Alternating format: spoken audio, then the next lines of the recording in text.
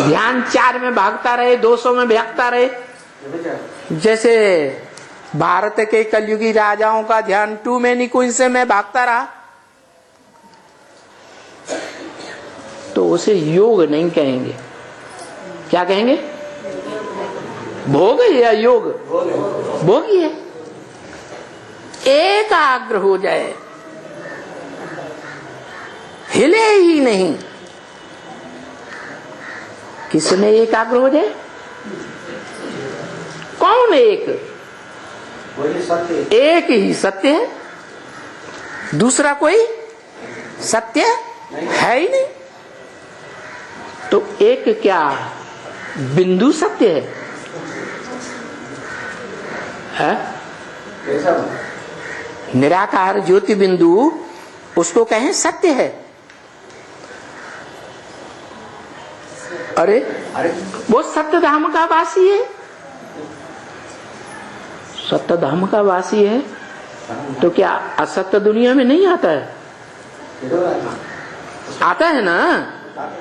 लेकिन आते हुए भी इस झूठी दुनिया में, झूठों के संग के रंग में आते हुए भी, झूठ से झूठ दुनिया में आते हुए भी सत्य ही रहता है या असत्य हो जाता है? अब प्रैक्टिकल की बात है या सिर्फ ज्योति बिंदु रूप की बात है? माना जरूर प्रैक्टिकल में किसी तन में आता है, जिस तन में आता है उस तनधारी को भी आप समान सत्य इवर प्योर बनाता है। इवर प्योर बनाता है। इवर प्योर क्या है?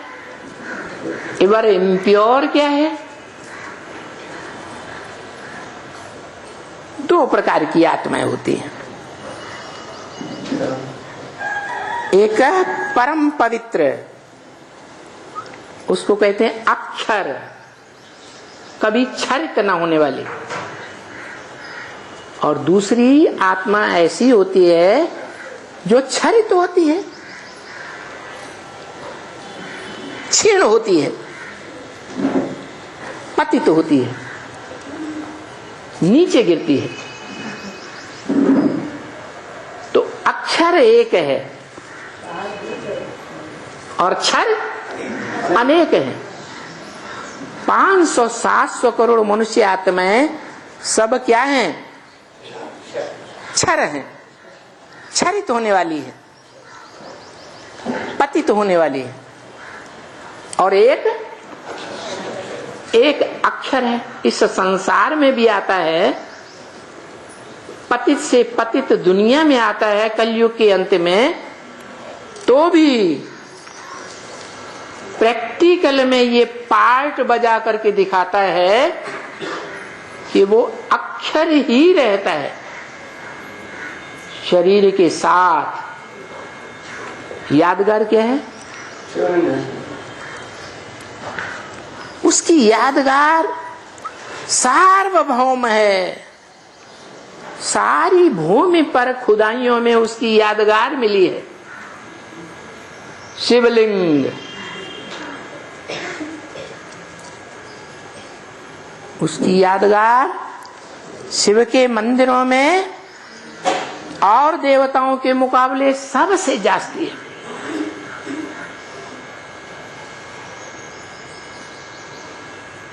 भारत में तो गांव-गांव में, शहर-शहर में शिव के मंदिर बने हुए हैं। यादगार में दिखाया गया है कि वो सदैव ही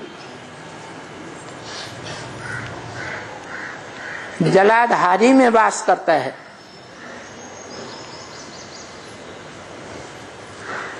जल का आधार लेने वाली में वास करता है। ज्ञान जल को धारण करने वाली में वास करता है। और फिर भी 24 घंटे वास करता है, फिर भी क्षरित पतित नहीं होता।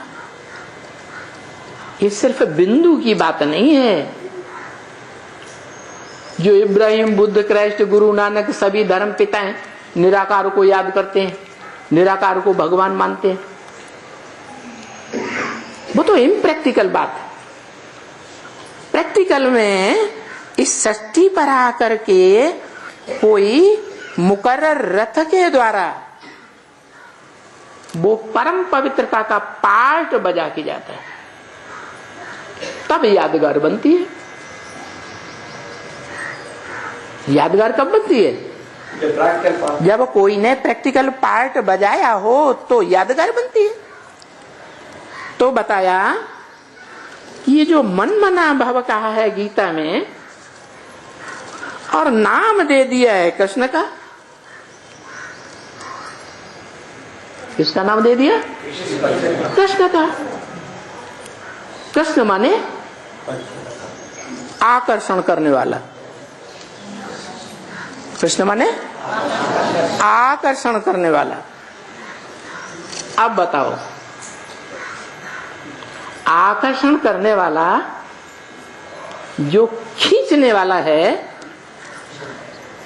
और जो खींचने वाले हैं, उनमें ज्यादा पावरफुल कौन कहा जाएगा? कृष्ण। आकर्षण करने वाला ज्यादा पावरफुल हुआ ना। और कृष्ण 16 कला संपूर्ण। क्या? कृष्ण 16 कला संपूर्ण, कलाओं में बंधा हुआ कि नहीं? कलाओं में बंधा हुआ। और भगवान के लिए गायन है कलातीत कल्याण कल्पांतकारी।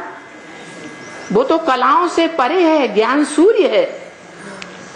सूर्य की कलाएं होती हैं क्या? होती हैं। अरे वो तो 16 कला संपूर्ण बनाने वाला है।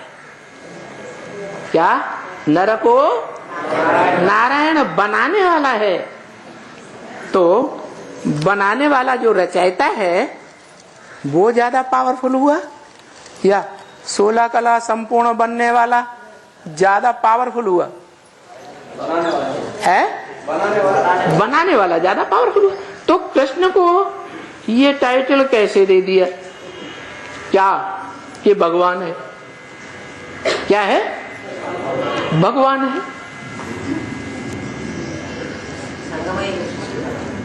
धनवान है ऐसे नहीं कहा। क्या? धन वाला है ऐसे नहीं कहा। भगवान है माने भग वाला है, कंट्रोलर है। जैसे धनवान है तो किसके ऊपर कंट्रोल है? धन के ऊपर कंट्रोल है। अच्छा, स्थूल धन की बात छोड़ दो, ज्ञान धन की बात उठा लो। तो ज्ञान धन के आधार पर भी कृष्ण को नाम क्या दिया है भागवत में और महाभारत में? वासुदेव। क्या नाम दिया है? वासुदेव। जैसे कि ब्रह्मा का पुत्र होता है तो ब्राह्मण, एक मात्रा बढ़ गई ना बच्चे के अर्थ में, फॉलोअर के अर्थ में। तो ऐसे ही भगवान का नाम भागवत में क्या दिया? वासुदेव। तो बाप का नाम क्या होगा? वसुदेव। बाप का नाम क्या दिया? वसुदेव। नाम भी दिया है वसुदेव और वासुदेव। तो बाप कौन हुआ? बाप वसुदेव हुआ या वासुदेव हुआ? वसुदेव बाप हुआ। तो बड़ा कौन हुआ? वसुदेव बड़ा हुआ ना। वसु माने धन संपत्ति। वो क्या है? अखूट धन संपत्ति। वसुदेव क्या है? जो वसु ज्ञान धन देने वाला है, लेने वाला नहीं है। वो क्या है? ज्ञान धन का देने वाला दाता है, और वो ज्ञान धन का देने वाला दाता एक निराकार है और एक साकार भी है। निराकार है आत्मिक रूप में, आत्माओं का बाप, लेकिन उसकी कोई वैल्यू नहीं, बिंदु है। बिंदु बिंदु बिंदु बिंदु 10 रख दो, कोई वैल्यू होगी? कोई वैल्यू नहीं। अंक चाहिए क्या? अंक के ऊपर बिंदु रखेंगे तो वैल्यू हो जाती, तो वो अंक है, अव्वल नंबर अंक है। क्या अव्वल नंबर अंक है? उसको कहा जाता है अलफ, खड़ा दद्दा। उस सदैव खड़ा रहने वाला है पुरुषार्थ में।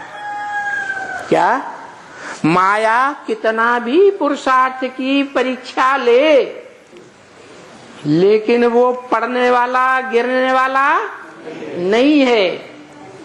500-700 करोड़